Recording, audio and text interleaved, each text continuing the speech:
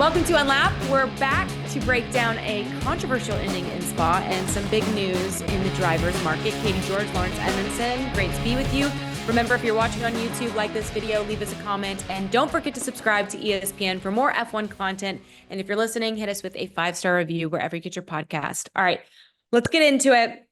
Lots of speculation revolving around a driver who signed a contract extension just a couple months ago, which is wild to even think about having this conversation with you, Laz. But there's a lot of speculation whether Sergio Perez's seat was up in the air or not, if we would see him return to Red Bull after the summer break. Well, Red Bull has officially said Sergio Perez is here to stay, like the contract extension that he signed a couple months back. What did you make of this whole saga, and how did the timeline play out for Helmut Marko, Christian Horner to make this ultimate decision? It's been a real roller coaster, and I feel like we've had different sources saying different things, and it's been an incredibly fluid situation. And although Checo is staying beyond the end of August, so we'll see out at least this year, there's not really been a huge amount of say about what happens 2 years after that. But I guess it depends how he performs after the summer break as well. But going into the Belgian Grand Prix weekend and also the Hungarian Grand Prix weekend, there was this real pressure on Checo Perez. He had to perform. He had to do better than he had been doing. All these Q1 knockouts, spins in qualifying, mistakes, disappointing races. And yeah, it was really down to these two races for him to prove that he should still be there, because on the Monday after the Belgian Grand Prix, Helmut Marko travelled to Red Bull's factory to have a meeting with Christian Horner to talk through Checo's future. And as they were going into that meeting, and you know, we were kind of speculating about what might happen. Well, from Sunday evening in Belgium, it didn't look good, because Checo had dropped from second on the grid down to 8th. Meanwhile, his teammate Max Verstappen had gone from 11th up to 5th. And Helmut Marko gave some very pointed and some very negative comments about Checo's performance, not only in that race but in general. And of course, you know, they're not just saying this because, you know, he's performing badly or you know, there's a particular dislike for him personally. It's not about that. It's more about the Constructors' Championship, because at this current rate, McLaren are going to overhaul them in the space of the remaining races if they continue to score this way. And if you look at where Red Bull are dropping the points, well, all fingers point to Checo Perez, because Max Verstappen is performing on a very high level. If you times his points total by 2, they would look very, very safe in the Constructors' Championship. But Checo Perez is not able to perform at that level. And it is a very high level, no doubt about it. I don't think anyone is actually expecting Checo to match Max Verstappen, but he needs to be able to put his weight, score enough points to make sure that they're not under threat from McLaren. So this is what was going into the summer break. And for me, I think, you know, I'm quite grateful, and I think it's great news for Perez as well to get that news immediately. The Monday after Horner addressed the factory, that very quickly leaked out, as these things do once the whole team has been told what's happening. And then they pretty much confirmed it to the media on Monday evening. I think it's fair to say, and I don't want to speak for you, but when Sergio Perez signed his contract extension, what was that? Was that in May or early June? I'm trying to think when he signed. Yes, it was between Monaco and Canada that it was announced. Okay. And I think it was actually signed a couple of weeks before, and off the back of that strong start to the season that Perez had, but then came the dip. So we see him sign, and I think we all were a bit surprised that it came and happened when it did. But we thought, okay, by signing him, giving him some confidence and security that he's going to be in the seat for not only the remaining of this year, but also for years to come, you thought that maybe he'd be able to turn around his driving because he had the security, right? And maybe that monkey was off of his back of worrying about his contract being up in the air. Unfortunately, that hasn't secured anything for him at this point. So I think back, did they sign him too soon? And now they're sticking with him. Okay, fair enough. Do you think that by the end of the season, Red Bull will look back and think that they had a debacle on their hands and they made the wrong decision sticking with Perez? Yeah, I think as soon as Perez's performances started to drop, there were questions within Red Bull. Had they done the right thing signing him on that new 2-year contract? If we look at this year in isolation and we forget about the 2 years coming forward, if they were to replace him at the August break, the other thing you have to remember is who are they going to replace him with? And the options were, you know, they have 3 other drivers available. They have Daniel Ricciardo, Yuki Tsunoda, and Liam Lawson. Now, in my mind, Yuki Tsunoda was probably the best prepared driver. And also you've probably got the least to lose going forward, because it doesn't feel like Yuki has a long-term position at Red Bull. So at least you'd give him a go and just see what happens towards the end of this year. And then he's already signed on a contract for the following year anyway. So if it goes well, you get to keep him. But yeah, there seems to be this reluctance to give Yuki Tsunoda his break at Red Bull. I think the mentality-wise, the comments on the radio, stuff like that, all seem to play against him. And then you have Daniel Ricciardo, who was meant to be Perez's replacement. That was why he was brought back into the Red Bull fold, to be this safety blanket if they needed it, should Perez not perform. Yet Daniel hasn't really been outperforming Yuki Tsunoda. So if you don't think Yuki Tsunoda's good enough, do you really think Daniel Ricciardo is good enough? And there was speculation about Ricciardo's own future at RB going forward. And then there's Liam Lawson, who is definitely the driver that Red Bull, I think, see long-term as a potential talent. But do you put him into that high-pressure scenario, no testing, midway through the season, going up against Max Verstappen in a car that is clearly very difficult to drive, fast, but difficult to drive, and then have the pressure on top of, oh, by the way, Liam, if you don't perform, you're going to cost us the Constructors' Championship.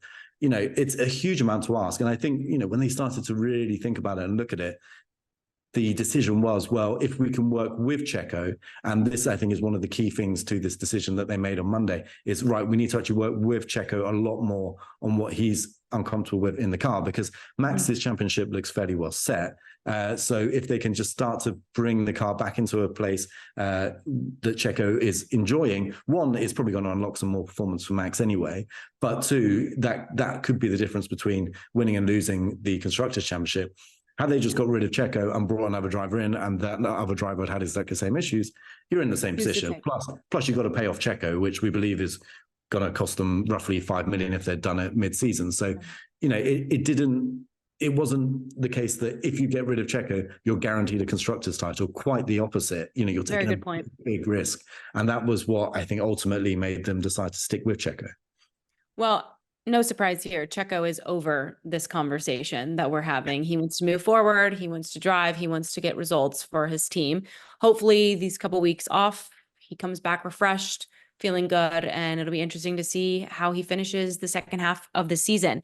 Another driver that we had been patiently awaiting to make a decision for his future was Carlos Sainz. We now know that he is heading to Williams for the 2025 F1 campaign as it gets underway. Long term, do you think Sainz will be happy with this decision, because he was looking for a team to go to that he was going to be able to grow with, right, for multiple years? Williams is obviously providing that for him. Or do you think he'll look back and possibly regret this decision, because he had a lot of suitors?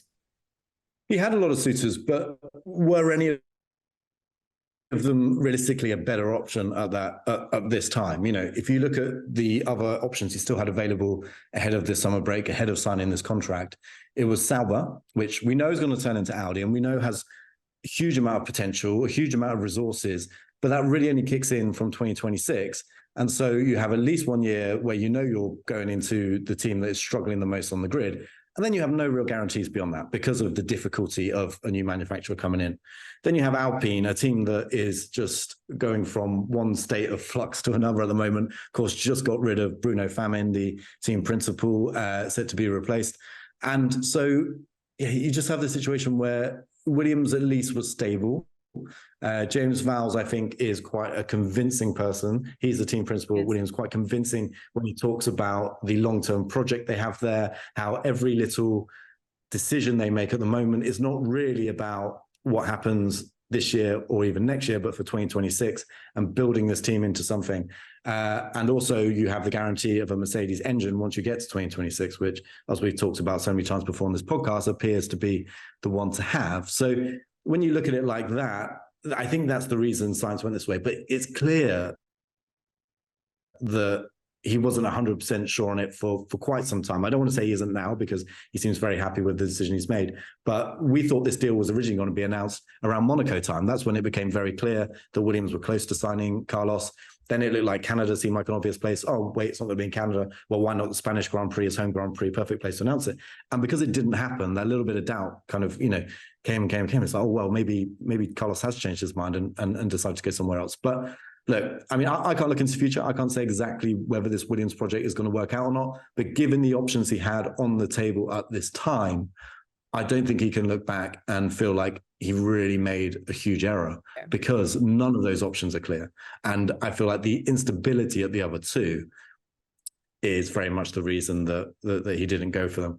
But how about you? Were you surprised by this when you heard the announcement? Because we had talked about this before, but were you just thinking finally he's made a decision?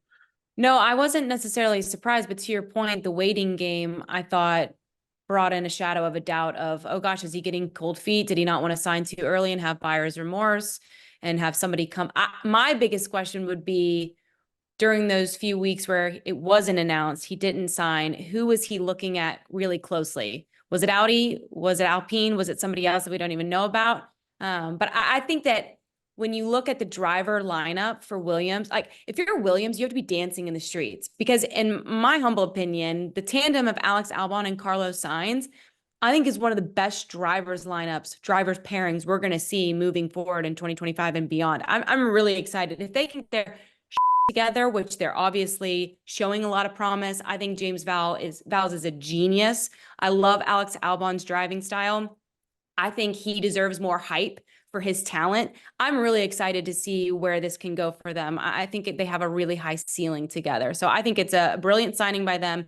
And I wish Carlos Sainz the best, because I feel like based on the start of his season, obviously we've seen Ferrari take a step back in recent weeks, recent races. I felt like he was driving the best we've seen in a really long time and showed his potential and capabilities. And I hope that it ends up being a happy marriage for him. Yeah, and you mentioned those other options that perhaps weren't quite so clear. Well, of course, it was quite recently that we thought maybe Checo was out of Red Bull, and therefore Carlos would be a very obvious choice to come in. But I think right from the start, Red Bull were a bit wary of that because they didn't want to upset Max going forward. You know, Max's future is not clear either.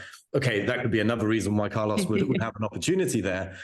So I think all of that, he wanted to see a little bit of how it plays out. And the fact that he's now signed for Williams, I think tells us a little bit more about really that Max is going to be there in 2025 at Red Bull. And obviously that Checo's future is looking that tiny bit more stable, but also that they have options in-house to change. And then the other option, of course, which is yet to be formally decided, is the Mercedes seat. And that would have represented a straight swap. Lewis Hamilton going to Ferrari, Carlos Sainz going to Mercedes. But I think partly for that reason, Mercedes were never keen. And of course, they've really got their eyes on bringing up Kimi Antonelli, who recently has hit a bit of form in Formula 2 after a very tricky start to the season. I mean, still a tricky season ongoing, but he's at least hit a little bit of form and there's some real positive signs. Plus, he's done a bunch of F1 tests with Mercedes in two-year-old cars that they are blown away with his progress in those. So I think that's trending that way. And so, yeah, with everything going the way it was going, he finally took the leap of faith and signed with Williams. We should say it's a deal for 2025, 2026 and beyond is the way it was built. So I feel like that's probably 2 years plus an option, maybe a 2+2. But I think he's going to get a lot of his answers, not next year. I think next year will be a little bit of kind of just getting through it, kind of finding your feet in the team, getting the relationships built for then 2026, because that will be a real indicator of how much of what James Vowles is saying, how much of what Dorilton has invested really pays off in terms of competitiveness. You mentioned the revolving door at Alpine maybe playing a factor as to why Carlos Sainz did not decide to sign with Alpine. Well, they've had a team principal change. They just announced that Ollie Oakes is going to be their new team principal moving forward. Just kind of give us an idea what you know about him and if he's a right fit moving forward for Alpine, which might be a harder question to answer because we don't really know what the fit is at Alpine at the moment. Yeah, it's tough being an Alpine team principal. I mean, it was pretty much the anniversary of Otmar Zafnauer getting booted out of Alpine that we learned that Bruno Famin was not on his way out of the Renault group. He's going to look after the other motorsport kind of jobs and projects within the Renault group, but out of the Alpine F1 team. So yeah, tough job to take on. But I feel like Ollie Oakes, 36 years old, I think he's going to be the second youngest team principal in Formula One history. So I feel like that's a positive thing. And he comes from a lot of success in the junior formulas with High Tech GP. So in Formula 3, Formula 2, he's been able to build a team that's done particularly well and is, you know, a force within Formula 2 right now. So he has all the right kind of credentials, you know, the right kind of CV. And so it'll be interesting to see what he can do moving up to F1, because it's a very different beast. But I still feel like what will be key there is whether he's allowed to do what he wants, or whether the likes of Flavio Briatore and Luca Di Meo, who's the CEO of the Renault Group, are kind of, you know, really telling him what to do and putting things in place. And then there's also this theory that perhaps the whole of Alpine is going to be put up for sale. Of course, we also learned when Bruno Famin basically announces his standing down from team principal, that they are going to cut the Renault engine program going forward. It's not 100% official yet, because it needs to go through a lot of French law and making sure that all the people currently working on it are given jobs in other places. And I think there's also some conversations they have to have with the unions to make sure that legally they stay on the right side of French employment law, which is particularly strict. But that's very much the direction of travel, that they're going to kill off the Renault engine program from 2026 and take on a customer supply deal, which we expect to be Mercedes. So if you put all of that in place, all of a sudden you've got an F1 team that is you know, really just a very easy thing to purchase now, rather than being tied up with the engine side. And of course, one of the people looking to invest in Formula One were the owners of High-Tech GP when there was the opening for an 11th team on the grid. So there's a little kind of suggestion that it's going that way. We've not had it confirmed, but you know, that's not to take away from Ollie Oakes' credentials going into this role, and that he's clearly a person who's well suited for that job. Listening to you lay all of that out and the decisions ahead of Alpine, I don't know if I were a driver, how keen I would be to want to walk into that door at this time, right? The instability, the constant changes that still need to take place and be decided upon. If you're Carlos Sainz, I would understand why that might be a detractor at this point. Now, that's not to say that they don't get it going and, you know, rolling in the right direction in a few years, but at this point, I could understand why Alpine is not necessarily a destination team. I would be remiss if I didn't ask you about your work day this past Sunday in Spa, because I know that it got longer than you anticipated based on the results that came after George Russell thought he won this Belgium Grand Prix. It was an impressive one-stop drive, okay, that we all saw by George Russell to secure his second win of the season. Unfortunately, he was disqualified after his car was deemed underweight. Okay, just for fans, viewers out there, explain why the weight, why the guys get out of the car after they finish a race and go straight to the scale. Explain why this is important and how a car could be deemed underweight and then lead to a DQ. Yeah, so the rules are very straightforward on this, that there's a minimum weight that the car has to hit. And that's 798 kilos. And if it doesn't hit that, then it is deemed illegal. And it's basically any point that it's competing. So for qualifying and the race, it has to be above that minimum weight. It doesn't include fuel. So fuel, of course, adds a huge amount of weight, but yeah, as that's burned through. No, it doesn't. So it's a dry weight of the car in the regulations. But it does include things like, the tires, for example. The driver, as you stated, a driver and his seat have to weigh up to, have to basically hit 82 kilograms. And the idea behind that is that, the taller drivers who probably around that weight, around 80 kilos, they're not at a disadvantage to much shorter drivers or, really lightweight drivers, some of which could be in the 60 kilo range, but they have to ballast up their seat to hit the 82.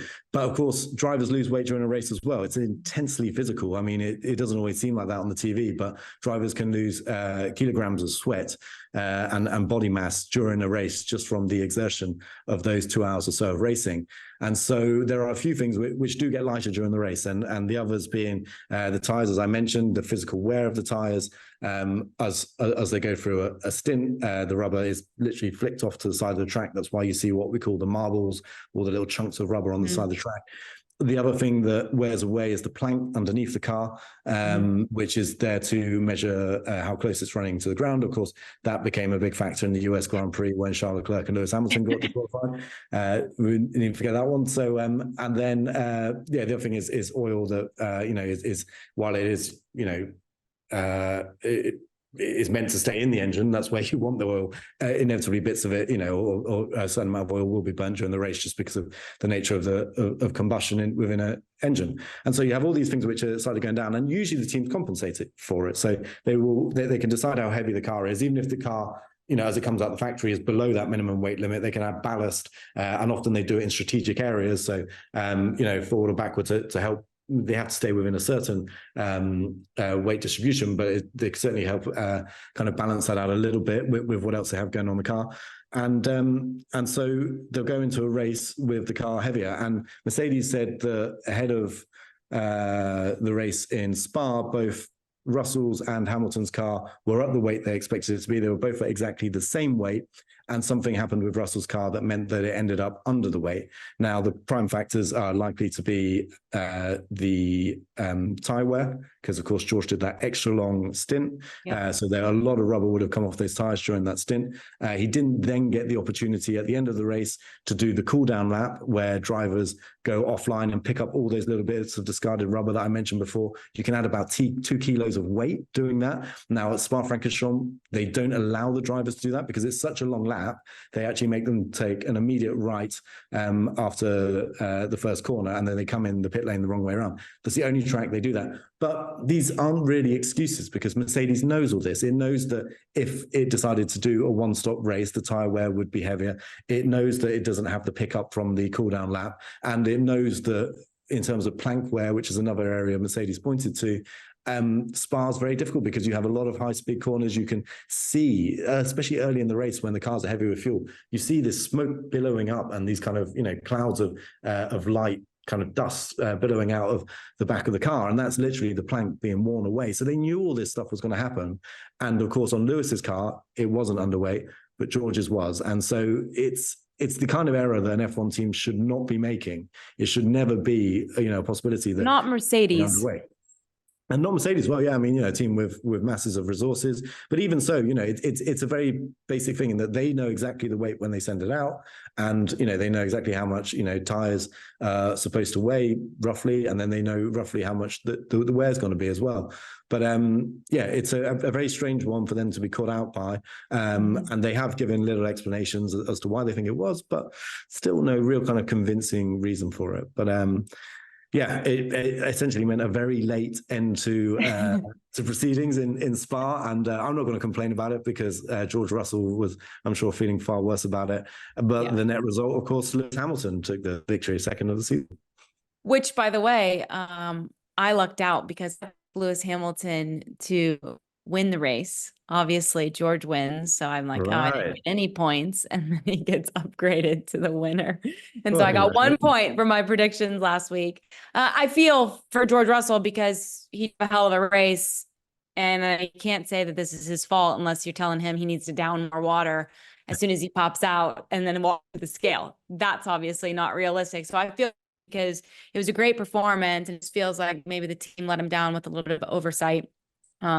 In Toto Wolff, he took it on the chin. He said, we have to take our disqualification on the chin. We have clearly made a mistake, and we learned from it. We will go away, evaluate what happened, and understand what went wrong. To lose a 1-2 is frustrating, and we can only apologize to George, who drove such a strong race. Yeah, I think, that's pretty much bang on. And what can you say? And interesting you say, drivers downing water. Well, one thing as well, which is in the car, is a drinks bottle. Not all drivers go with a drinks bottle, but you can have, I think, around 1.5 liters, 2 liters, or something of water in the car if you want to have it as a driver. But of course, if you drink that, you sweat it out and it evaporates, it's kind of lost weight as well. So it's another area that can potentially trip teams up. But again, all stuff that can be factored in. You've got the greatest minds in motorsport engineering in these teams, on those pit walls, and kind of doing the measuring of all this. So Yeah, a tricky one for them to stomach, and obviously one which you would hope would not happen again for the foreseeable future, because they should have learned the lesson. But yeah, I don't know what you can say to George really about that one, because it's it would have been his third win of his career, so a reminder that he hasn't actually won that many races. And then of course Spa is one of those circuits that all the drivers want to win. It's a special circuit, high speed circuit that you have to do something special to win there if you're not in the fastest car, and he had. And yeah, it got taken away from him. And also, to just as a point, obviously, the reason why a car being underweight does get disqualified is because you can have a performance advantage by running lighter. But the 1.5 kilos we were talking about, we're talking about hundredths of a second. And obviously he wouldn't have had that advantage at the start of the race, because when he started the race, the car was the same weight as Lewis's, as Mercedes said. And therefore, if there was any advantage, it was absolutely marginal, and only towards the end of the race, once those tires had worn down and he was dealing with all the issues that come along with that. So, it's not like he gained a massive advantage and, kind of cheated his way to the victory, or kind of, did something outlandish, or Mercedes did something outlandish to take this victory. It's not the case. It's purely a mistake, and one that probably wouldn't have altered the outcome of the race anyway. A mistake that I'm curious, when we get to the last few races of the season, what's the likelihood that we look back to Spa and it could have an impact in where Mercedes ends up in the Constructors' Championship?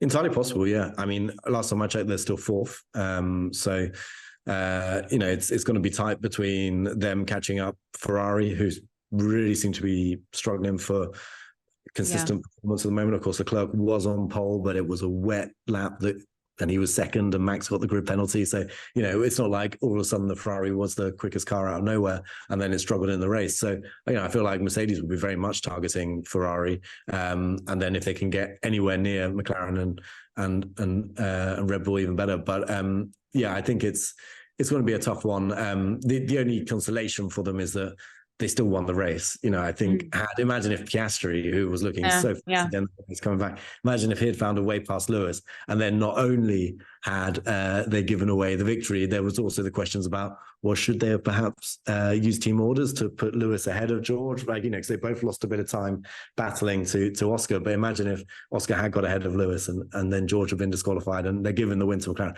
That would have really hurt them as a team. Of course, this one still hurts for George, but that's where they ended up. And I feel like it's one of those lessons they have to learn and be absolutely sure whenever they're going into a race, even if they think it's going to be a two-stop and they're not expecting to be able to one-stop, and therefore tire wear, weight isn't going to be a concern. You have to factor that in, because again, if they'd put it 1.5 kilos the other way, at the start of the race, then they probably wouldn't have felt the performance disadvantage either.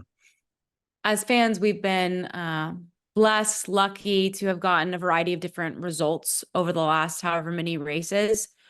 At this point in time, obviously, you mentioned the disparity between Max Verstappen, Checo Perez, Ferrari. Obviously, you mentioned Charles Leclerc on pole, but are unable to capitalize. We've seen McLaren come on strong. Mercedes has shown progress, an unfortunate result, certainly in Spa. Who do you think is the best team at this point going into summer break? Well, I mean, just get your thoughts on this as well, but I'd say it's hard to look past McLaren at the moment. I mean, I know Mercedes could have had this one too, but McLaren are consistently quick everywhere. We see with Mercedes, it's much more, peaks and troughs. Dependent on the track. Yeah, absolutely, depending on the track. And whereas McLaren seem more consistent. And then if you're talking about the whole team, you're talking about the two drivers as well, right? And at the moment, Oscar Piastri's performance, I think, getting stronger and stronger. I feel like he wasn't quite getting the rub of the green he needed early in the year to get the points that reflected the talent and the effort that he was putting in. But now that seems to be coming to him. And then, if you compare the Norris-Piastri combo versus Max and Checo, well, we started this podcast talking about how Checo's seat was under threat. That tells you everything you need to know. Max, I think, is still doing the best job overall of any driver out there right now. But Checo is laying the side down, absolutely. And then you come to the fact now where you're like, well, yeah, the Red Bull was on pole position. Had Max started from there, I think he would have had a very good shot at winning, probably would have won the race. But, they had an engine penalty that it was essentially traced back to an engine that went bang in practice in Canada. And that's all part of it, reliability, the Honda side of it. And so, it all comes around. So when you start to talk about the whole team, no doubt, I think still the best driver-car combo is Max Verstappen, reflected in the points. But as a whole team, when you're looking at two drivers and everything that goes with it, I'd say McLaren. But Katie, I mean, that's a long answer by me. Over to you. What do you think? No, I agree with you from a consistency standpoint and not necessarily having to rely on a favorable track, right, based on your car. What's crazy to me about that is if McLaren's currently the best team or in best form right now, they could have such better results. Like, think about all the points they've left on the table and past results. Obviously, we've talked about Lando Norris's starts being somewhat of an issue. He's been on pole before and hasn't been able to capitalize. Like, I think about all the points McLaren has left, and they could be in a prime situation. I mean, they are in a prime situation, and they should be very proud of the progress that they've made as an entirety of a team. But I think about, I'm such a, what is it, glass half empty kind of person. I'm a negative sports fan instead of a positive one. So you hope that they're able to capitalize on all of the opportunities ahead of them when they get back from break, because they have been really, really strong. And you can guarantee that's the mentality a lot of the engineers they will have. I think most drivers are glass half full people. That's often the case. Not always. I don't mean Lando necessarily is, but a lot of engineers are glass half empty because they're always looking for, well, what could we have done better? That seems perfect, but there's no such thing as perfection to an engineer, because I think there's always more performance that they could have eked out in some way or another. So, I think you're absolutely right in saying that McLaren, best overall team at the moment, but there's room for improvement. There's a higher ceiling there.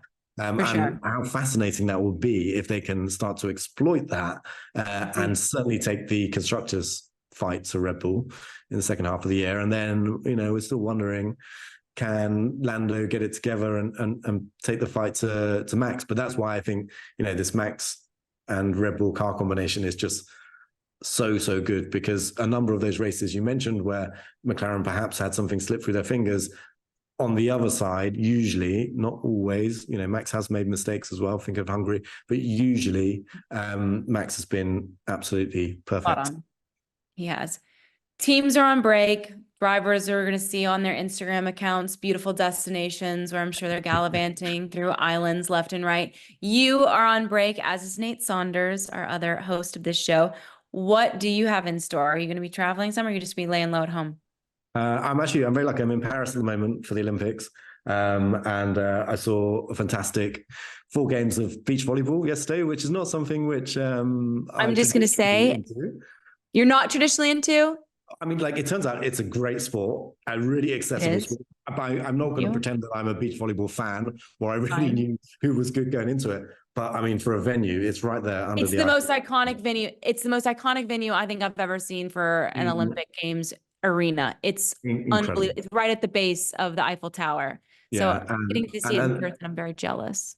Yeah, I mean, there's still a week left. So if anyone is able to get themselves over to Paris, listen to this, and you can be a part of this, then I fully recommend it. There's also a ticket resale website, which has been a roller coaster ride for the last 2 days, trying to grab tickets, mainly unsuccessfully. But that's how I got my ones. Such a great atmosphere. I think Olympics. It's slightly different to Formula One or other sports where it's that kind of uber competitive grind the whole time, year after year after year. With the Olympics, it's everyone coming together after 4 years of intense preparation, and you see all these athletes who are just so skilled in their own disciplines, and it's just really a joy to watch and be a part of. So I'm very lucky. I'm only here for another day, but it's been great while I've been here. Okay, where do you go home after Paris? Home after Paris, and then actually I'm coming back into Europe for a little motorbike tour, which should be fun. But yeah, it basically sounds like my life is just one big vacation at the moment, which I'm hoping you deserve, by the way, I think is all fair to say. Because it's going to be tough coming back afterwards. We're straight into Zandvoort, Monza, Singapore, and so on. So it's going to be a fun end to the season, but a very intense one. But yeah, it should be good. It should be. Well, enjoy your travels through Europe on your motorbike. Have tons of fun. If you don't see Laz on next week's episode of Unlapped or the week after, you will now know why. But Nate Saunders should hypothetically be back. Katie, George, Laurence Edmondson, thank you so much for the time. Thanks for watching on Unlapped. We'll see you next time. Cheers, guys.